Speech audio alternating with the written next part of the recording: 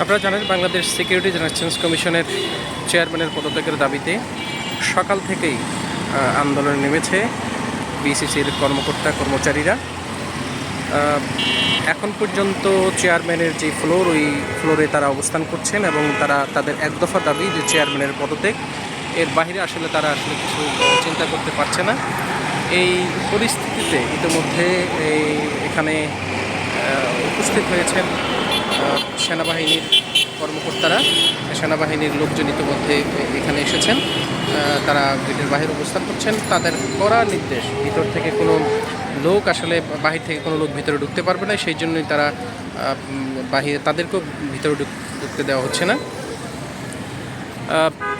বিসিসির chairman দায়িত্ব নেওয়ার পর থেকেই এই কর্মকর্তা কর্মচারীদের বিরুদ্ধে একের পর এক সিদ্ধান্ত নিচ্ছে।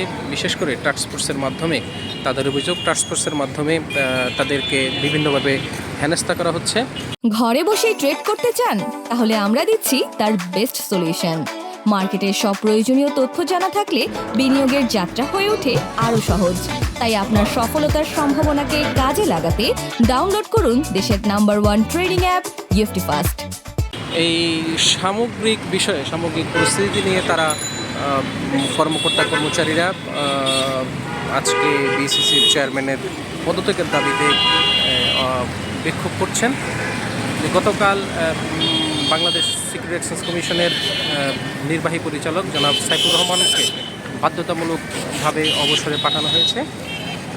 এই কমিশন দায়িত্ব নেওয়ার পরেই শুরুতেই তো তাকে ওএসডি, প্রথমে R&D, পরবর্তীতে তাকে ওএসডি করে রাখে বিভিন্ন দিন, দীর্ঘ 6 মাস, প্রায় 6-7 মাস তাকে ওএসডি করার পরে এখন গতকাল তাকে বাধ্যতামূলক অবসরে পাঠিয়েছে। সার্বিক পরিস্থিতির জন্যই বেসিক্যালি তাদেরকে আজকে তারা চেয়ারম্যান সহ কমিশনারদের পদত্যাগের দাবিতে আন্দোলন নেমেছেন।